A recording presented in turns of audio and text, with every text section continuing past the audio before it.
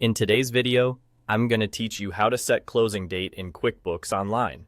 If you want to protect a finished month or year from accidental edits, setting a closing date is the simplest safeguard. It doesn't delete anything.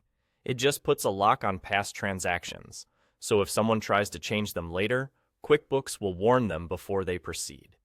This keeps your reconciliations, reports, and tax filings consistent and avoids those headaches where numbers suddenly don't match. Start on the main dashboard of QuickBooks Online with an admin-level login. Look to the top right corner and click the small gear icon. This opens your company settings. From the menu, choose Account and Settings. When the Settings window appears, navigate to the Advanced tab on the left. Inside Advanced, find the Accounting section and click it to edit. You'll see an option labeled Close the Books.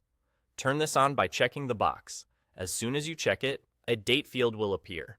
Enter the closing date you want to protect, typically the last day of the month or fiscal year that you've finished reviewing and reconciling. Double-check that the date matches the period you've completed, because everything dated prior to this will be guarded by a warning. When you're satisfied, click Save, and there you go. You've set your closing date. From this point forward, any changes to transactions dated before your closing date will trigger a warning.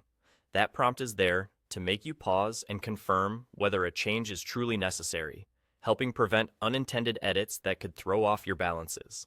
If your team needs different levels of control, coordinate with your administrator about how you want to handle those warnings and who should be making changes. A few quick tips to keep you organized. Choose a closing date only after you've reconciled bank and credit card accounts and reviewed key reports for that period. If you're working with an external accountant, let them know the date you've set so everyone stays aligned. Consider saving or exporting key financial reports, like the profit and loss and balance sheet, for your records at the moment you close, so you have a snapshot of what you finalized. As a best practice, set a recurring cadence, monthly or quarterly, so closing becomes part of your routine. You can revisit the same settings path anytime to review the date or update it for the next period. Just remember that adjusting the closing date affects which transactions will prompt warnings, so make changes thoughtfully and document the reason if corrections are needed.